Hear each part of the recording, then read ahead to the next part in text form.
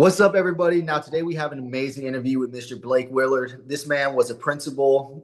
He's now a homeschooling dad. He has an institute that's helping homeschooling families. We go over how to have a routine in your homeschooling journey, the importance of actually having a routine, critical thinking skills, how to build them in your kids, how to educate your kids in 2 hours. All in all, he dropped a ton of information on us. Miss Beth, how'd you feel about this one today? It was amazing. I really liked the information that he shared about his homeschool coaching alongside the Institute. He helps families build transcripts, plans, set goals, expectations. He has it all laid out for you. It's an awesome interview. There you go. I thought I could maybe get her to laugh in the middle and mess it up. She did good. All right, guys. I really hope you enjoy this. We'll see you on the other side. How are we doing today, Mr. Blake? Doing well, David. All righty. So if you could just give us a little bit of background about yourself and then as well as what you're doing and kind of some of the services, we're going to go deep into them. But just for someone that's never came across your page, doesn't know who you are, give them a little bit of background, you, how you got into homeschooling and anything specifically that you want them to know. For sure. Yeah. So again, my name is Blake Willard, and I am a homeschool coach, consultant. Well, it's like people are like, what the heck does that mean? I didn't know you could coach for homeschooling.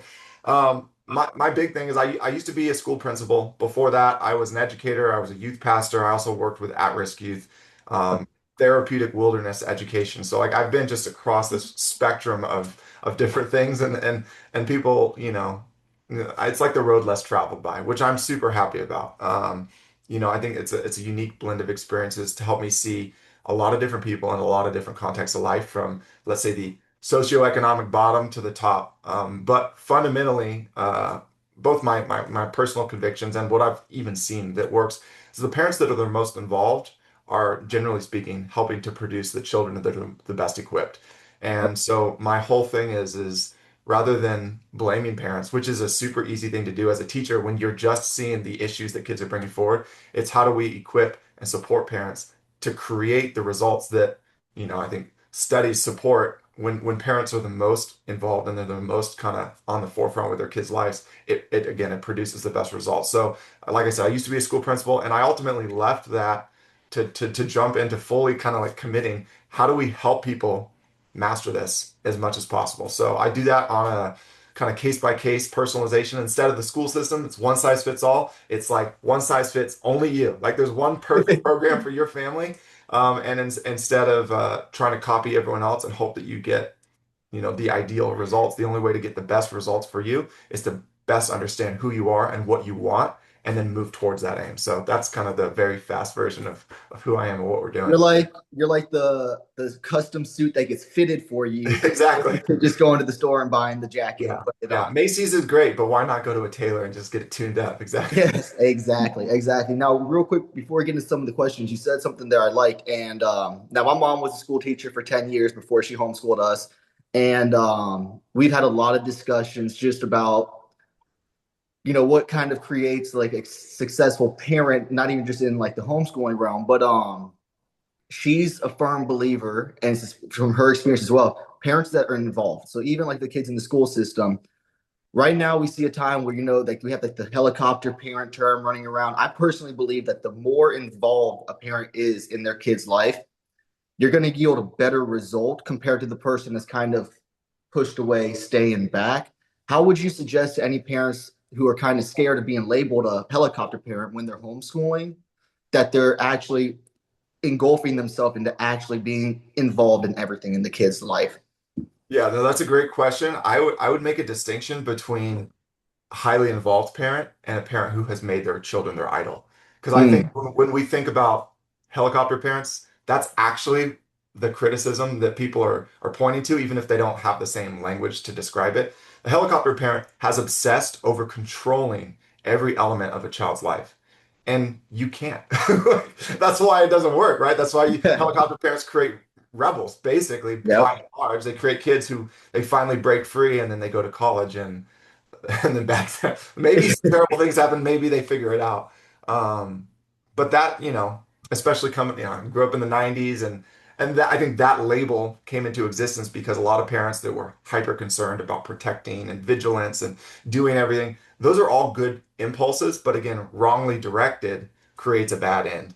So Hmm. there's a complete difference between that and someone who is intentional. and intentional about saying, I am actually responsible for my child, and the relationship they have with me is more important than the relationship they have with anyone else until they're out of my, not my control, but out of my, just not even just custody, my responsibility, right? Mm, Until your children are launched on their own feet, and now they're just leaning on you for support rather than dependence. When they're your dependent, they're depending on you, right? So why would you just say, well, let's just let them figure it out and it's all going to be fine? No, right? But again, there is this distinction between helicopter and healthy dependency.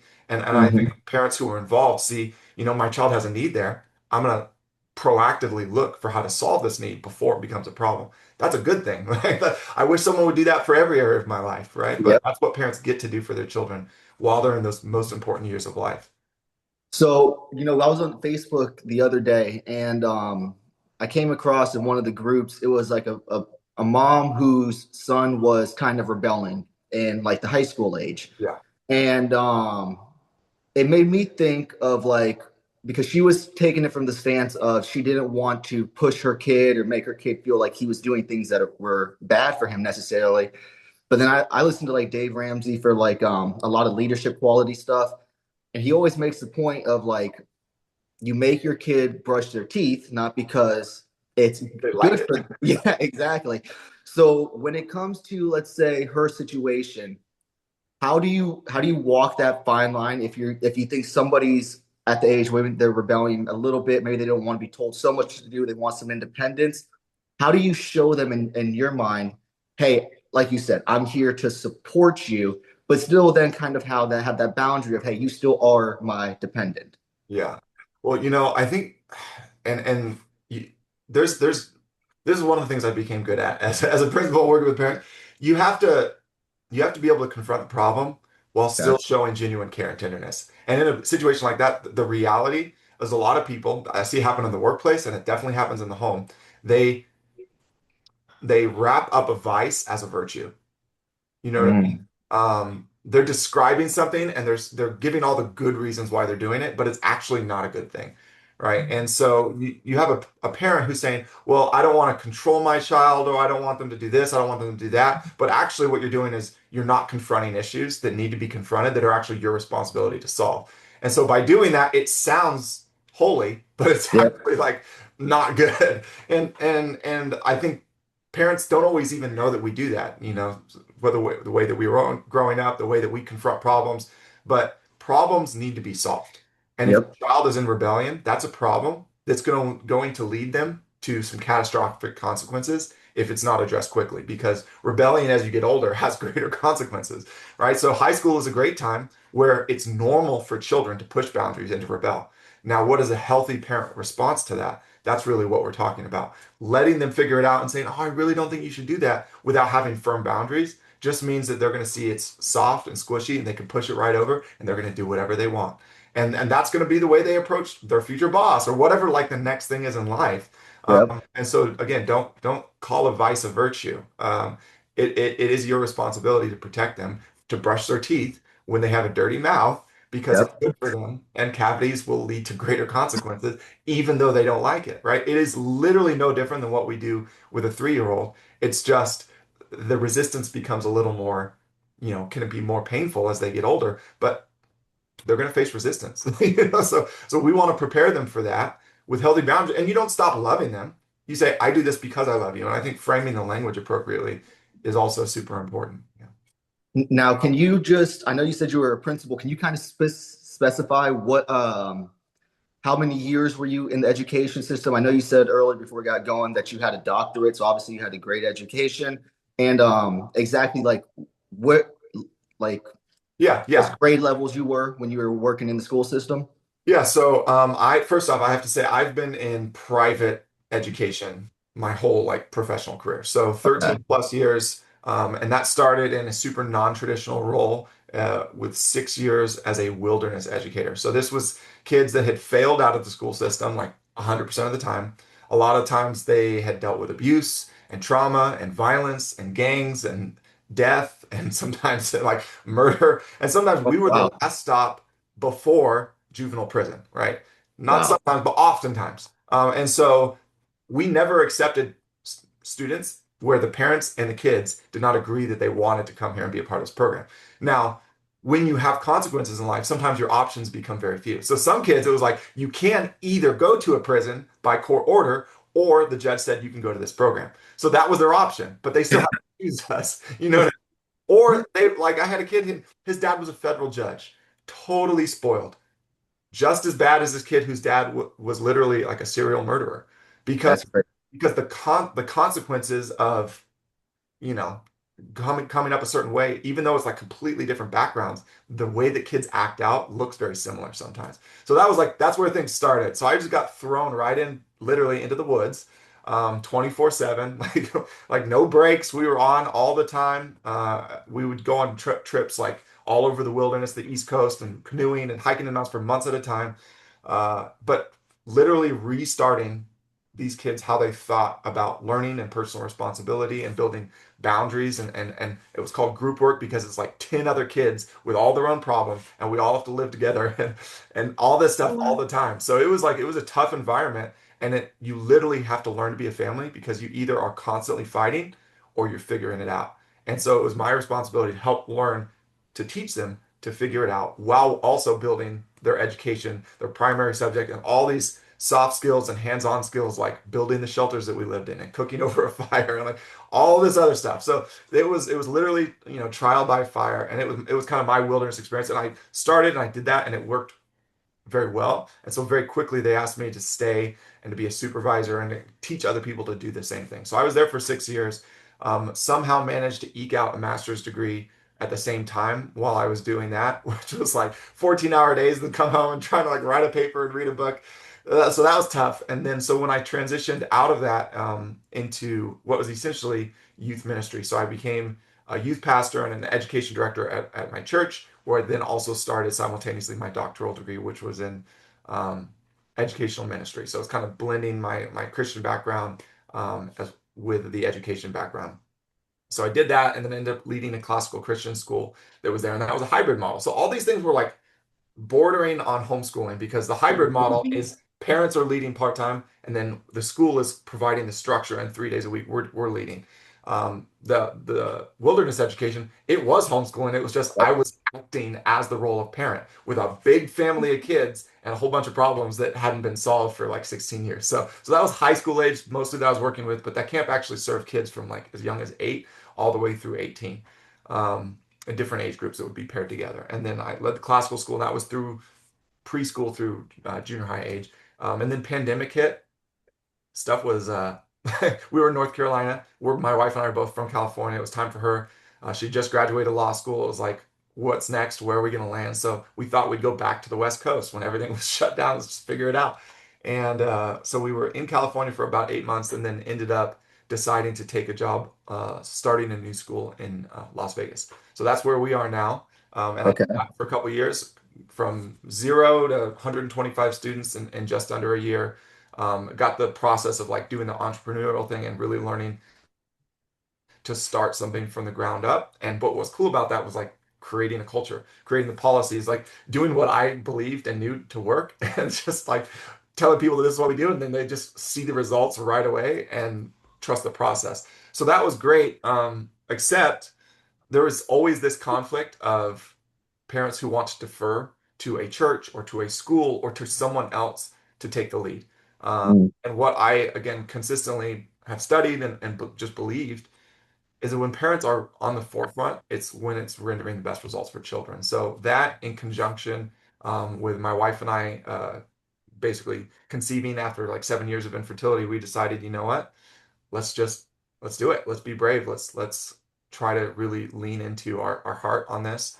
And so yeah, so I left that, and for about 3+ years now, I've been helping parents, um, equipping parents to lead personalized homeschool programs where it's like, I don't know what I'm doing, but we think we want this. Okay, I can take that mindset and I can help equip you and work with you, build a program, provide you structure, provide you coaching and support until you feel like you can land and you can go on your own feet and you know where your kids are going and you have the confidence to keep the ball rolling.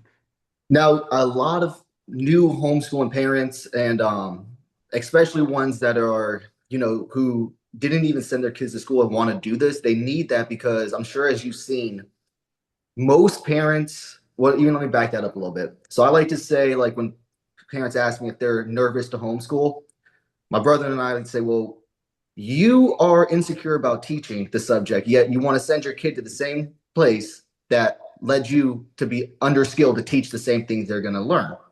I personally, I'm like you, I think the parents are the best resources to educate their kids. Now, how would you say if someone's feeling that, you know, it's great to have that support, but really, what are you seeing when it comes down to when a parent finally can look himself in the mirror and say, hey, you know what? I got this. I might not be perfect. I might not know everything, but then they really gain that confidence to proceed forward and know like they're doing the best thing for their kid and setting them up for success.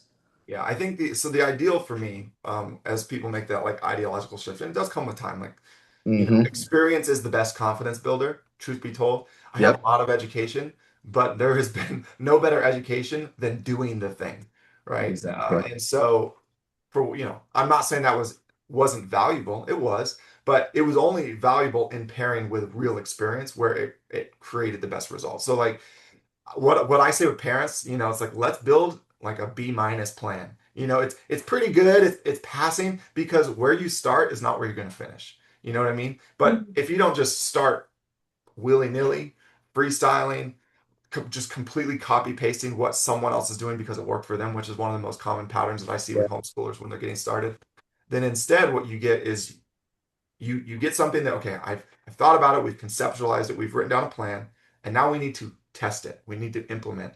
And we have enough open-mindedness and flexibility that it's not perfect. We're expecting that from the beginning, but now that we're getting traction, we're getting some momentum, we're seeing where resistance comes from our children, we're seeing where resistance comes from ourselves.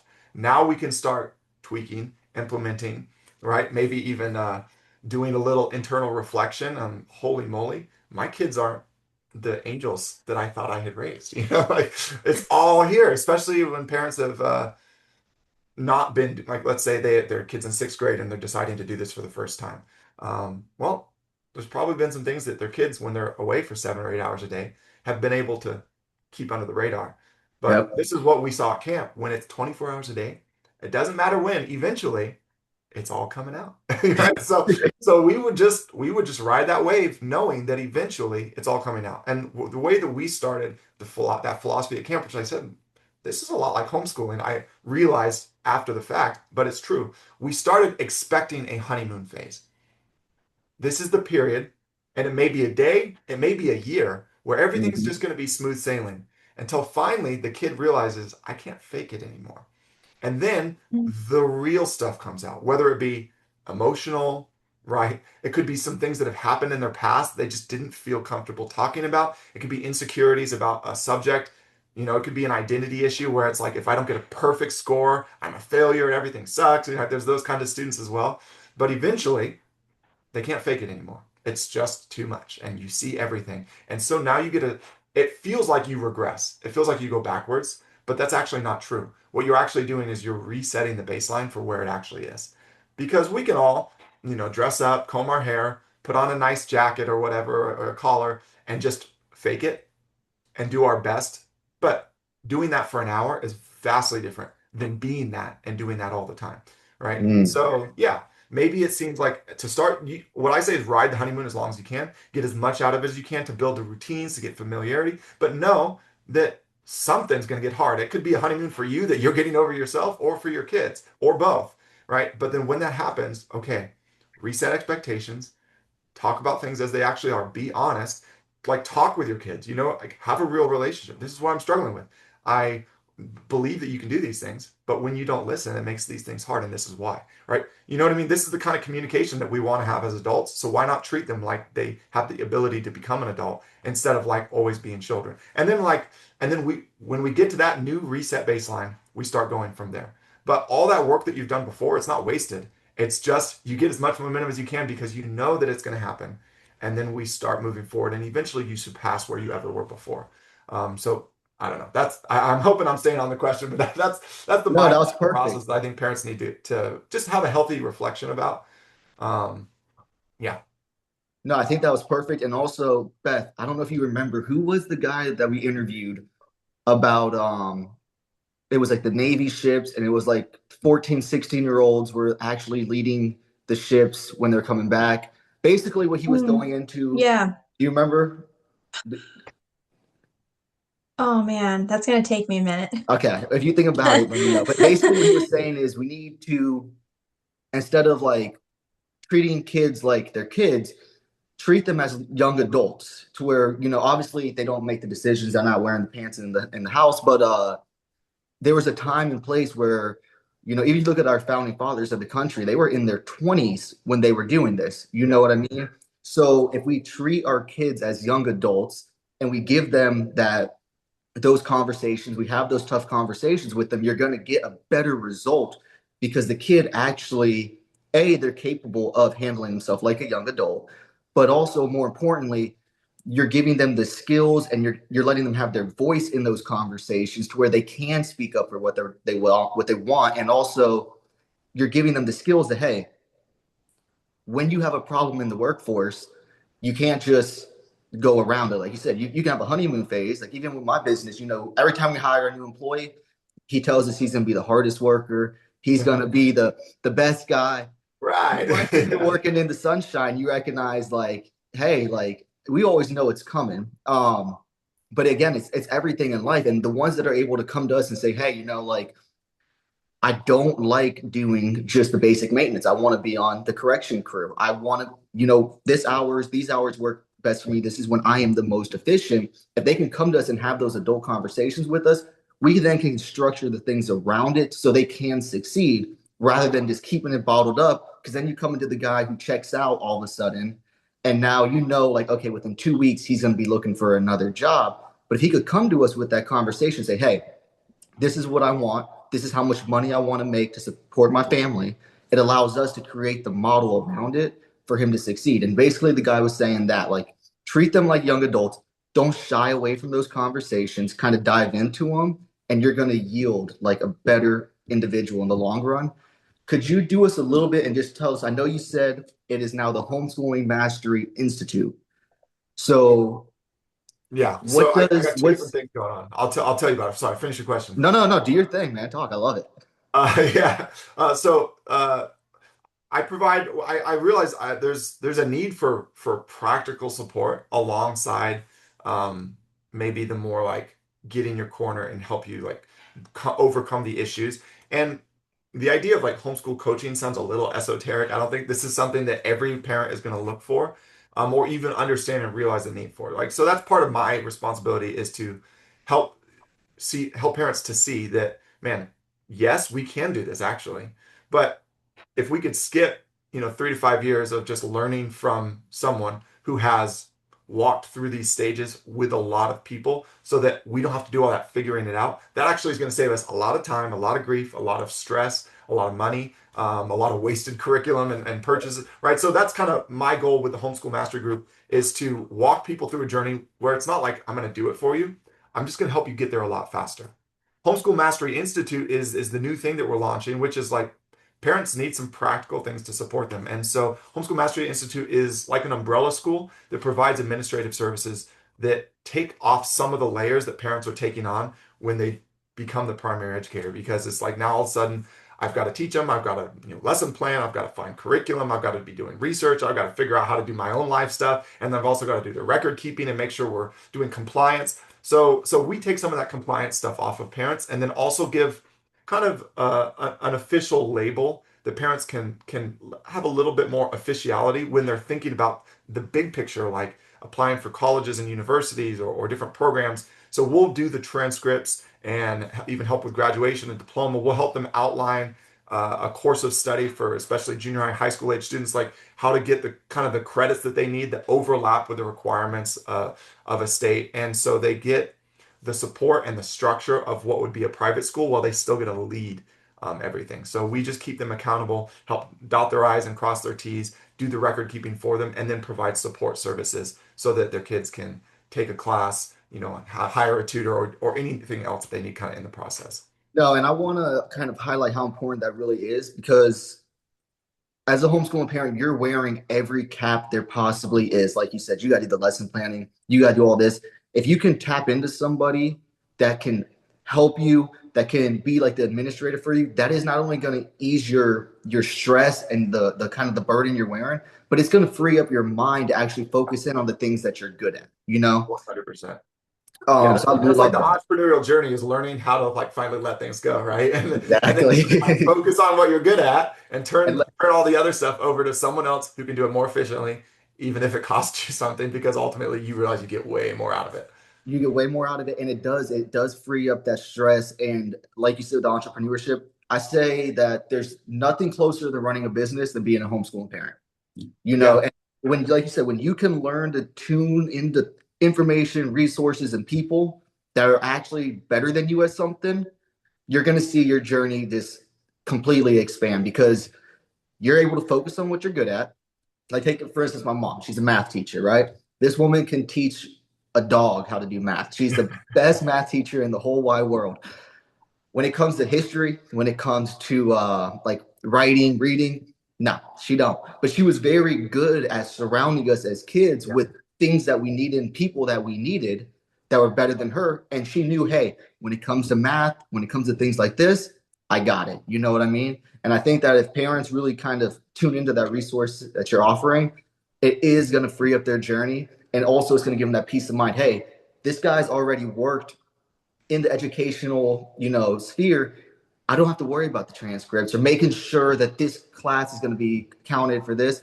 It's going to give them that freedom to, hey, I can still have this journey. I can still lead my kid's education. And I know if my kid does want to choose college as an option, we're walking down the right path. yeah. What is kind of like the big vision behind what you got going on right there? Yeah, I mean, honestly, what I'd love to see is a movement, like a movement of people who, and we're seeing a lot of shifts, I think I would say nationally. Mm-hmm. School choice programs are growing all over the country. Like there's a lot of public schools that are feeling the need to shut down or to reduce in size because there's too many empty seats. And then Yep. there's sociological issues like this is the smallest generation. Last year was the peak. And every year from now on, we're going to see a decline in the number of students because Gen Alpha is a byproduct of what, roughly the 2008 recession, and people were Mm-hmm. making babies. Right? And so there, we have like half the size of the generation above it. There's just less kids. Public schools are going to necessarily shut down, which means there's going to be these gaps that form in different places. And then also we have parents that aren't happy with certain things, ideological, quality, Yep. whatever, system, it didn't work for me. And then also we have choices. We have the internet, we have social media, we have people asking questions that they didn't even have a mindset to start thinking about. So now it's time to really start thinking about educational revolution, educational like opportunity, and recreating stories for our families about what we can really have. And so I think I'd love to be a part of that journey where people start seeing homeschooling as the pinnacle and a Mm-hmm. lot of other good options. And maybe we can't choose the pinnacle right now, but we know what we're aiming for. You know what I mean? Yep. When people rightly frame everything that homeschooling could be, there is no more, let's say, expensive option, right? If you were to hire a one-on-one personalized tutor that caters everything towards your children's needs for as many hours a day as is necessary, it's like that would be very expensive. That would be a six-figure plus per year expense that you would be paying someone to do. Well, that is what you're actually offering your children. The fact that you're not quote unquote being paid for it, you're investing in something that is going to create valuable children. Like they will be valuable to the marketplace. They will be valuable to your family. You're going to be creating relationships that are forged and tested and proved, and all the issues, like we said, they come to the surface, right? Just the fact that there's a lot of parents right now that don't have relationships with their children because they were Mm-hmm. growing in different directions, right? So there's so many layers why this is the pinnacle. And so if I could be help part of helping people see that and then make the journey, whether it's just one video that, hey, you know what, that changed a piece of our mindset, or like we're jumping in and we're a part of the program, or we're taking some stress off our minds and we're part of the institute. Like it's all, for me, it's all a part of this wave that's moving, and I just want to help it build as much momentum and power as possible. No, and I think you're right too, because you see this, if you think about just the way the school system's set up, it all came down to, eventually both parents have to work to pay the bills. So then we see this humongous divide in the family to where the kids go to school for 8 hours, the parents go to work for 8 hours. Then they come home, and then all of a sudden we get introduced to all this technology that's constantly driving for our attention, and we start seeing the family separate a little bit. And for me, I'm on the same page as you. I think really, when I look back on my experience as homeschooling, there's a reason my brother and I can run multiple businesses together, and it's it's not hard for us. Now it's not easy, don't get me wrong, but we've grown up together, doing everything together. We can get in a fist fight with each other. 5 minutes later, we're back on the same page. Yeah. We're still a group moving to the same goal.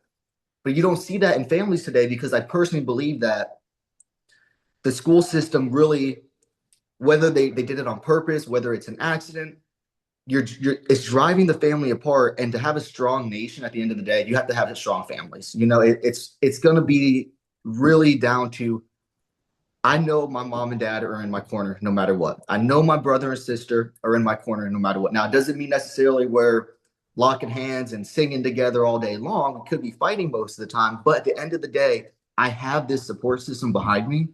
And with that, I believe it produces a more confident individual to go out and conquer their dreams, whether it's, you want to homestead in the mountains, you want to go off and build like a $500 million empire. It doesn't matter. You have that support system behind you. And I feel like myself, if we start going towards homeschooling is the pinnacle, like you said, it's going to yield a much healthier, more enjoyable society because if you look at the studies now, we're in the loneliest time when people feel like, and it's a shame because really our life is easier than it's ever been.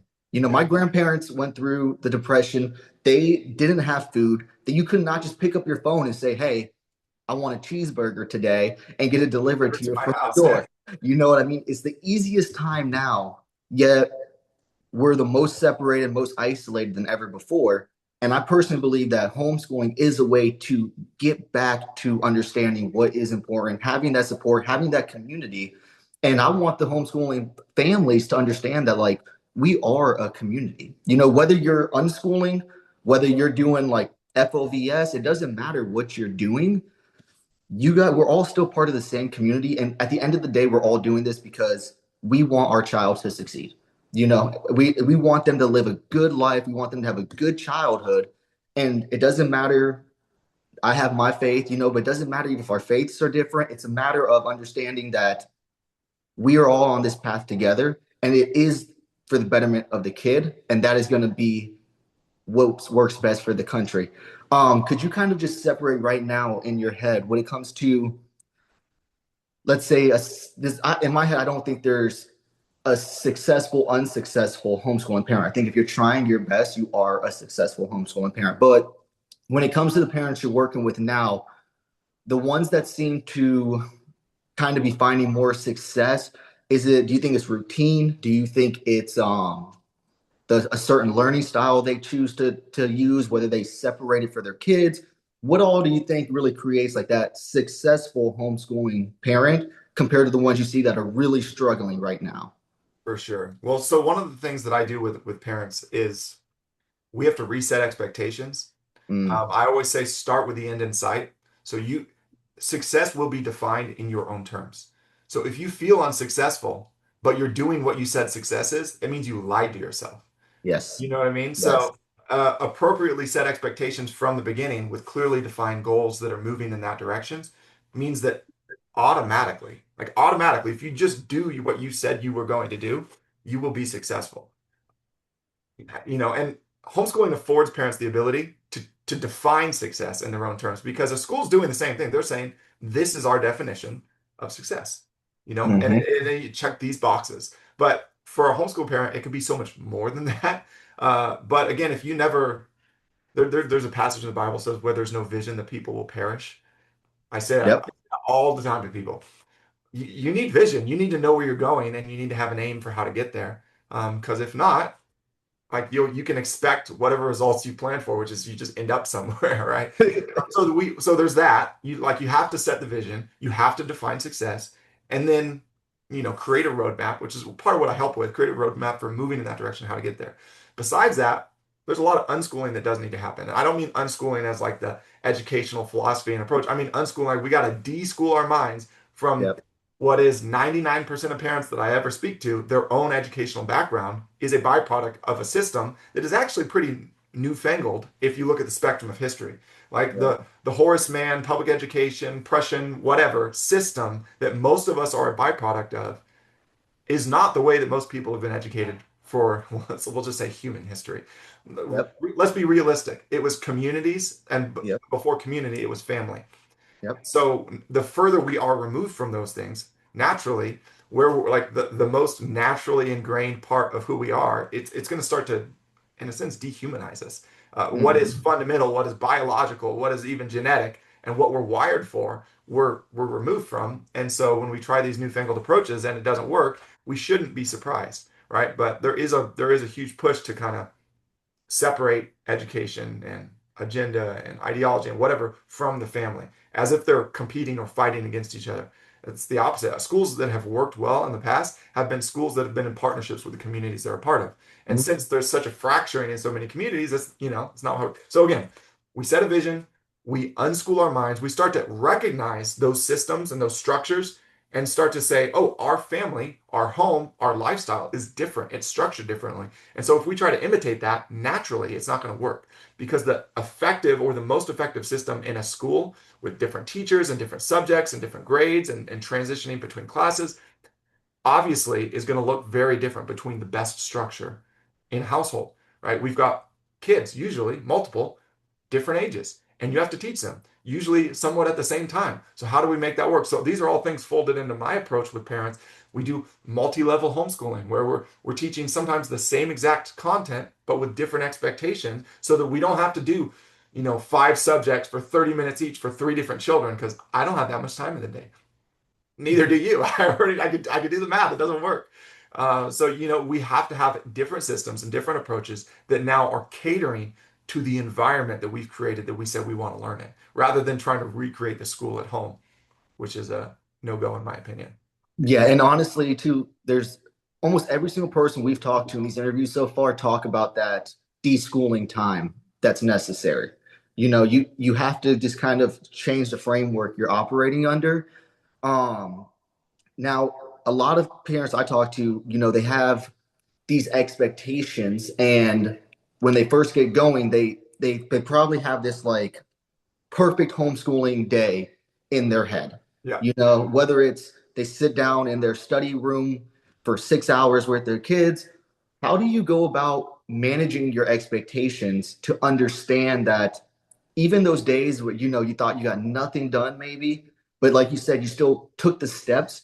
How Yeah. do you go about reframing those expectations to where they actually understand on those bad days, hey, we are still moving forward and we're still on the right path here? Yeah, this is one of those things where routine is so valuable. It will actually protect you when life goes sideways. Yep. So if you have just incredibly clear expectations for yourself and for your children.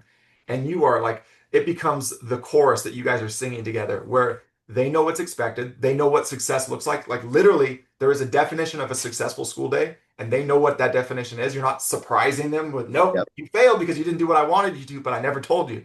Like, you have told them exactly what success looks like, and you have given them every opportunity to make that happen. So that way they can actually pursue it, even if you can't be right in the middle because life happened to you. The other thing is like what you do every day is so much more important than those bright spots in your homeschooling journey. It's really cool that you did this amazing field trip, or you met this great mentor figure, or you went to this event, or that you took this class this one time that was really exciting. Those are all great. But the day in and the day out of what you do every single day is actually what is going to be ingrained into the DNA of how your children operate. Like, you are basically coding their operating system with your routines. And so, again, I would have a routine that runs on autopilot that we do every single day that adds value to every component of your children's education. You can almost think of it like a catechism, right? The Mhm. early church had things that everybody learned and recited, and even when their brains were turned off, they could recite it. Why is Mhm. that? Because when life happens, even though you didn't know you needed it, you need that stuff to be able to come out of you to tell you how to operate in that moment. Well, that's what your routines do for you as a family. Like, when you get up, what do you do? What does successfully waking up mean? What does Yep. successfully starting your day mean? What does a successful school learning time mean? And so I set up with parents like these different routines that are a part of a successful day, even if they never open their curriculum and get into it, they could still have gone through these things and feel like they could check off the box and they got a win for the day, you know? Exactly. And that could be a few minutes. It doesn't have to be a lot. But knowing that even when everything else goes sideways, that your kids still know how to move themselves in the right direction, and you've created that structure so that as they launch, they have that like mindset. Oh, I gotta like how am I starting my day? What does success look like? What are the expectations I have for myself? Creating the systems that they're going to start operating on again as they move towards independence. Yeah, and I was actually just going to say the same thing because you if you look at college age kids and then you look into the workforce, a lot of people they don't have that routine that they understand. There's a lot of studies out there that just talk about the discipline in doing your daily tasks that are going to allow you to find success, whether you're making huge progress that day or little progress. Even as an employee or a business owner, if you wake up, okay, I wake up at this time, I get this done, I do this many phone calls, I write this many emails, I get whatever done. If you have that routine and that structure, I do believe it's going to create a lot more success. And I think that having that in your homeschooling journey, it engraves it into their kids to where they can go into college and say, hey, okay, this is my class schedule. This is when I'm studying. And I played baseball in college, so we had morning workouts. We had 4 hour long practices. When we were playing games, we were away for multiple days. We're missing classes. If you didn't have a routine, it was very easy to fall behind in the school. Very easy to get back from a road trip and be like, oh, wow, I have a test tomorrow and be completely unprepared. And I think the routine, whether it's in college or in life, is something that's going to allow everybody to succeed just because it's on autopilot. Like you said, okay, this is what I do. This is what I do. And it becomes easier. Then you start building momentum. Once you have that momentum, now it feels like you're just running down the hall. Um, when it comes to different curriculums and stuff like that, do you have any suggestions parents use? Yeah. So one of the things I set up with HMI Homeschool Mastery Institute is like a recommended kind of approved curriculum list. Not that this is it. Like if you don't choose these things, then you're off in a bad direction. It's just most people feel like they don't really know where to start. And so having some things that are vetted is obviously super helpful. But I guess if I back up to my philosophy, the first thing I do with parents, we figure out who you are and what you want because I think the more difficult process is not deciding what curriculum you use. It's actually knowing how to weed out options. Because when people start doing research, they're like, there's 100 million And different things. there's There's ton. like so much. And you can do whatever you want. You have that freedom. So, it becomes analysis paralysis. So what I recommend is first you define who you are, like a family mission statement, family values, Love and that. family goals. These are the things that we're aiming at. This is who we are. This is the foundation that we rest on. And anything that is contrary to those values automatically out, right? Right. So Mhm. it's moving in the wrong direction. It's pushing against who you're trying to become, who you're raising your children to be. And then we say, what is like your learning strengths and style, and as well as your children's, the way that you teach, and what resonates the most with you. So I kind of help walk parents through, there's Montessori, there's Charlotte Mason, there's classical, there's unschooling, and we try to find what has the most resonance because as soon as you do that, now again, you just knocked off all the biggest categories and you niched yourself down, just kind of like what they talk about with a business, like who exactly is your audience? Who are you finding? Well, what is your school program? What is your approach? Now that you've found that, you have a much smaller selection of resources that you can choose from that are in alignment with the philosophical approach to education that you want to take on. So, if you decide on classical, now you're like, okay, well, there's these five like kind of reputable options, and we can kind of look at an overview and maybe take some samples, and it's way more approachable than the you know ad nauseum choices that you have otherwise for every different approach out there. And everyone tells you their way is the way, right? So my whole thing is like, that's not true. Their way is not the way. Like the way that works best for your family is the way. And most of them aren't going to be in alignment with that. So it's like that, you know what I mean? If I could just help parents hone down on the approach that they want to take, then I've already done most of the work for them as far as clearing out choices. And then it's once you've done that, you've found it materials, it's learning how to be flexible enough that you can still be the boss when it comes to the curriculum. And if it's not working for you, you can change it, you can move ahead, you can slow down, you can pick up the speed, or you could just cut a whole section out because it's just not what you're aiming for. And you see your kids are meeting their marks or whatever, Yep. but I think first you need to just choose something. You need that experience like we talked about in the beginning, and then you can start gaining the confidence to say, you know what? I'm gonna make an executive decision here, and we're gonna move on. So Yes. And they should have confidence in that decision too, because that is one of the freedoms of homeschooling. When you see that opportunity, you don't be timid about it. Be yeah, confident in your decision as the leader of the family to understand, like you said, hey, I'm gonna cut this chunk out. It's just a matter of taking that leap and wearing that leadership hat. And I kind of want to go all the way back to the beginning here, just because I had a question I wanted to get.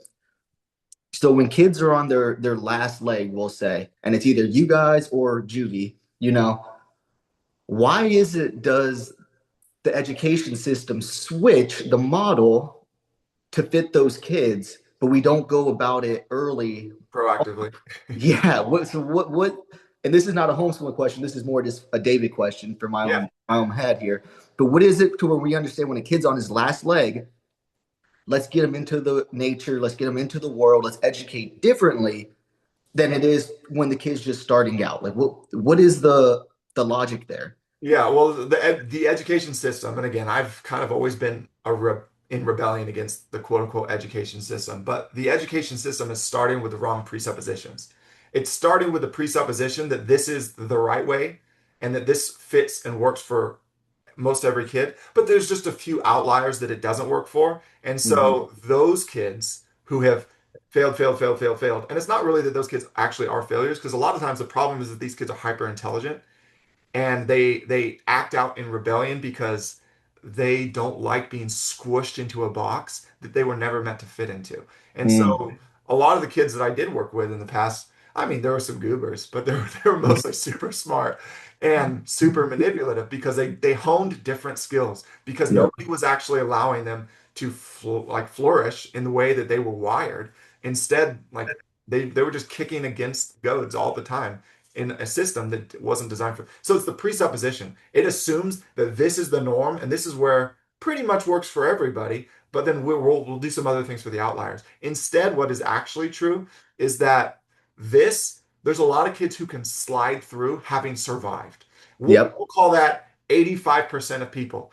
They survived. They got through public school, but then they come out and they don't have the confidence to teach their own children.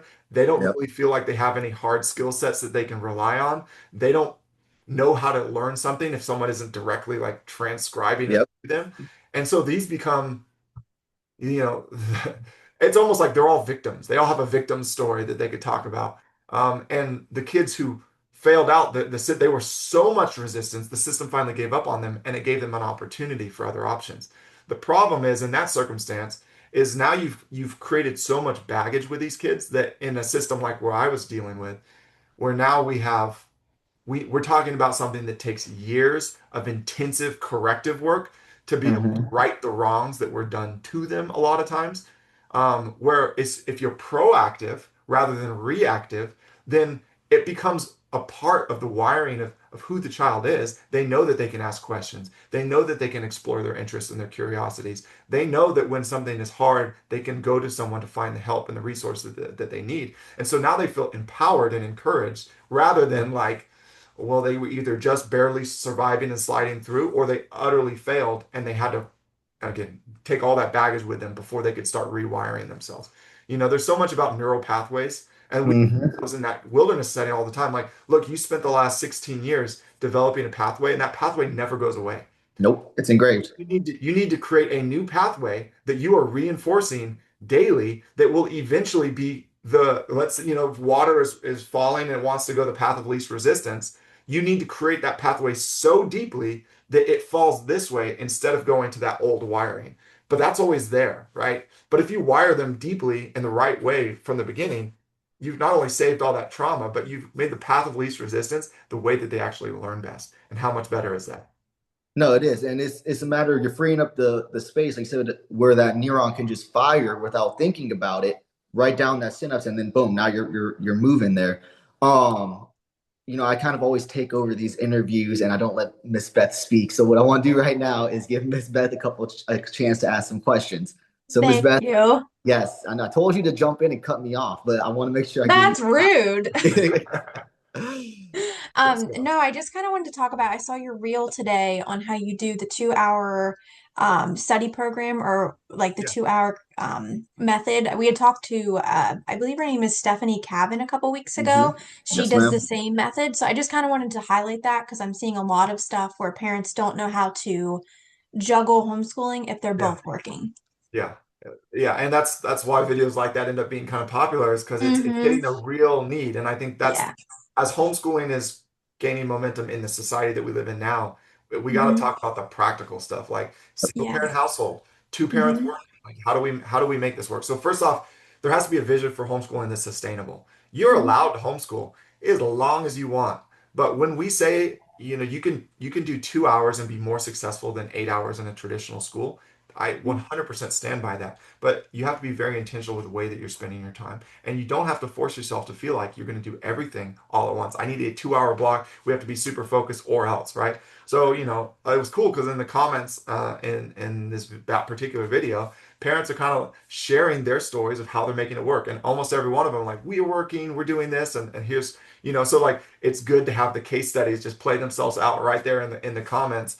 Um, but again, my recommendation for parents is to just hone things down to what's most important and then allow a lot of space for those routines, for that programming, for the things that you want your kids to be able to do on autopilot that is moving them towards success without you having to be the primary mover and everything. We have this idea about education that I have to directly instruct my children, just like a teacher giving a lecture in a classroom. And that's rarely the way that children learn best, right? So we're creating again systems that support the lifestyle that we need our homeschool to have.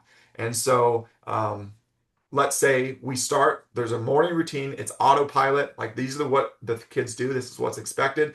They make their bed, they eat their breakfast or their breakfast, whatever is done in that system. And then there's some time where they transition in school. Let's say a parent works a traditional 9 to 5, then that means your window, if you work out of the home, is going to be before and after that, right? And so you need to cater to making that happen. And you also need to have a plan for what it is that your kids are doing during the day, or who's watching them. Like ages makes a big difference too. Every family is different, right? But if it's a parent that's working from home, they're working remotely, or there's one in the home and one out of the home for their work schedule. Okay, well, I have breaks during the day. I can do checkups. So for me, we have, okay, I'm going to introduce the new topic.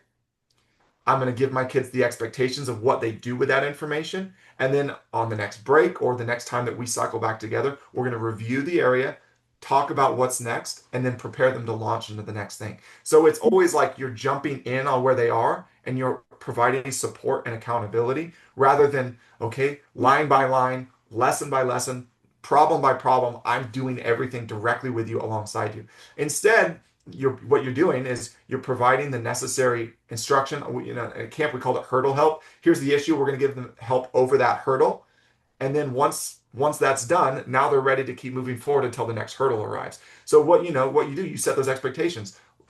Here's what you need to do.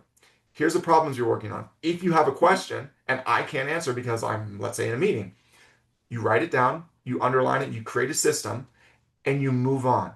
If you hmm can't move on to the next subject or to the next problem because this issue is pervasive, then you move on to the next subject. Where your routines, putting your child in autopilot to move on to the next thing, and you allow them to store up their problems and their questions, and then you circle back to those issues. Okay, let's review. Tell me what you understood. Tell me what you learned.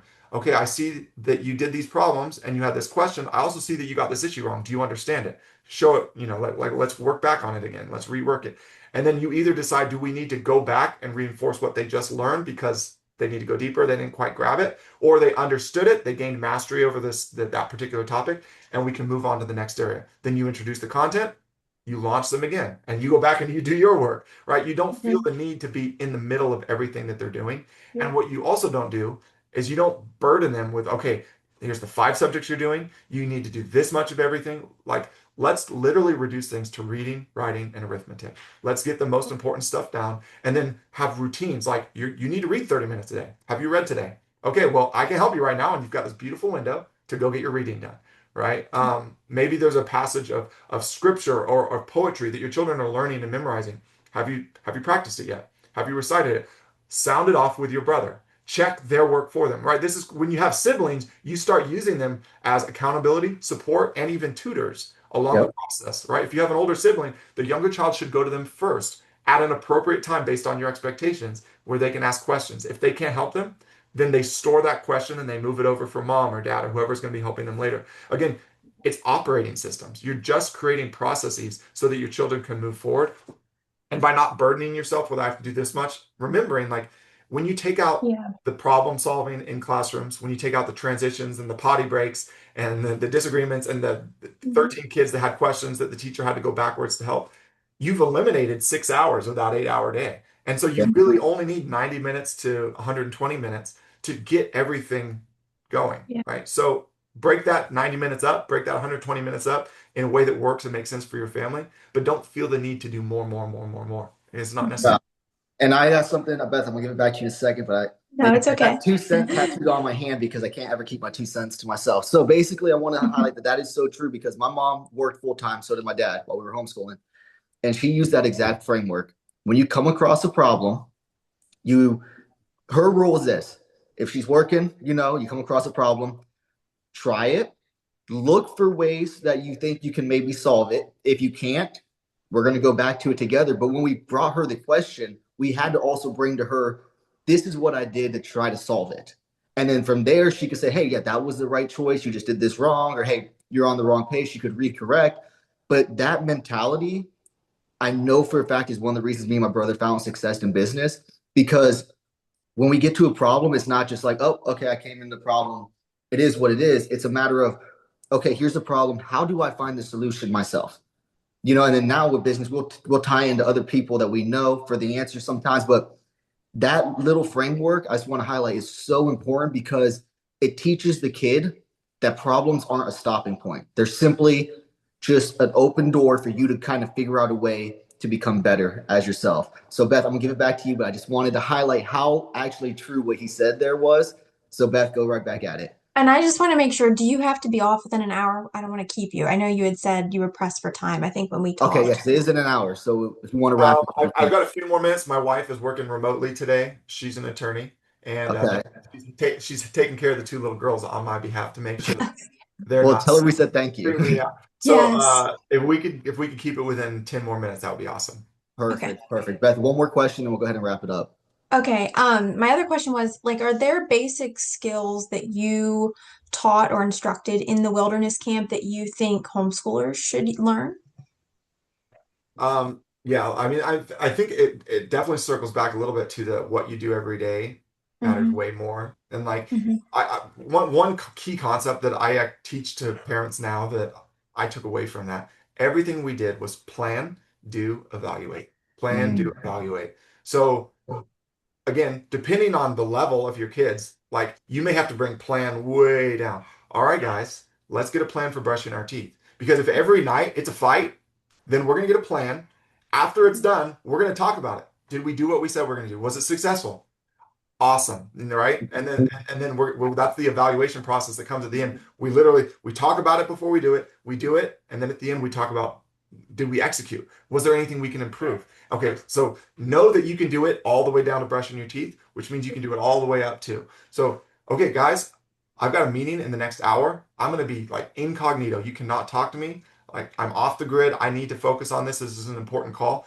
So for the next 60 minutes, I want a really good plan. If you have questions, if something comes up, if there's a disagreement, exactly what we're going to do. And then you don't just create it for them. You allow them to put words on it themselves about defining success in their own terms. And then we get everybody in the household to agree. Okay, that's our plan. That's what we're going to do. Right? Of course, as a parent, if that plan doesn't go well, or if someone goes way outside that, there may be a consequence. It could be a natural consequence. It could be a prescribed consequence. But a natural consequence of, let's say, we made a mess is we have to clean it up, right? Like consequences are just the after effect of whatever we do in life. Yeah. And so for your children, I'm closing the door because my little one is about to invade. For your children, you just have to really set clear expectations. And as much as you can let them be a part of that, they'll be way more committed to a plan that they've made themselves. So that's why like parents deferring to their children, but Yeah. supporting them when they come up with good answers is so important. Like, yes, I could do this my way and it would just be great because Mm-hmm. I have a better way, but they're not going to listen to it. So it's not going to go well. But Mm-hmm. if they'll do it their way and it's 80% of what I want to see and they're coming up with that themselves and then executing it, that's a huge win. You're right. The Yep. net gain is actually better. So plan, do, evaluate. And it's it in life, in productivity, and you could think about that process. We did it at a 6 month scale and we did it at a brush your teeth scale, right? So that's a part of just ongoing successful homeschooling. Never forget to circle back around and talk to yourself, talk to your kids, talk to your family. How did it go? I think the evaluation part is where in business, in life, and in family, most people miss it. They forget that there's knowledge to be had, whether it was a good day or it was a bad day. So we Mm-hmm. always ended our day in a big reflection on the total gains, the total wins, and we required that we always had something positive, even in a bad day, that we could pull out. Like someone might have died today, but there was something good that happened, even if it was the way that we dealt with the grief, if it was the Mm. way that someone responded in a tragic situation, right? And we want to be able to highlight those things so that our children start to develop eyes to see the good and also proactively to learn how to critique the bad so that they can make it better. So they're not living in a constant fixed state, which is the way the school system feels like it is. It's fixed, nothing Mm-hmm. changes, right? And so you have this really super adaptable, entrepreneurial like system that you create where you're always improving. That would be my like, if you could, if Yeah. someone does that, even if you you never talk to me again, but you just create that process in your family, Yeah. you're gonna find the flywheel starting to build momentum pretty quickly. I love Yeah. that. No. Oh, go ahead, David. You're Well, just go gonna ahead. cut me off every time, aren't No, you? go ahead. I'm sorry. Go, go, go. We only got a little bit of time. No, I'm just kidding. I was just gonna say because that builds critical thinking at an early age and then also emotional intelligence. That's really important. I love that.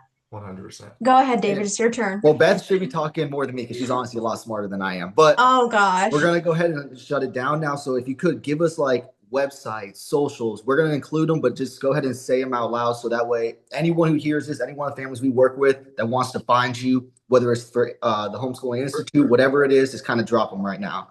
Yeah, if you guys want to follow me on social media, it's Homeschool Mastery Group, like across all platforms. So TikTok, Instagram, YouTube, etc. You'll find me there in one way or another. Homeschool Mastery Group. If you want to contact me about coaching services, about scheduling an introductory call where you can just talk about building a family program specific to your family, start homeschooling.io. So that again, that's you can find my different coaching programs, one-on-one support. It's all there. And then with our new program, it's the Homeschool Mastery Institute. It's hmi.school. So if you're looking for help with the record keeping, the administration, and then even finding tutors and subject matter specific to what your children are interested in, that's the place to go. Man, I love it. Thank you so much, Mr. Blake. Man, it's been Yes, thank you. wonderful talking to you. Keep doing what you're doing. Like I said, my brother and I are humongous fans of what you got going on over there. So, and let us know too whenever you have anything new coming out that you want us to highlight for you or anything that you're launching, just holler at us and we'll do everything we can to help support you. Sounds good. Sounds good. We're doing a big HMI launch here in the coming next 2 weeks, so I'll definitely hit you guys up. Hit me Oh up, yeah, man. Hit me please. up. Most Yes. definitely. Sounds All good. right, my man. Thank you. Great Thank you. talking. All right. All right, bye bye. Bye. Bye bye.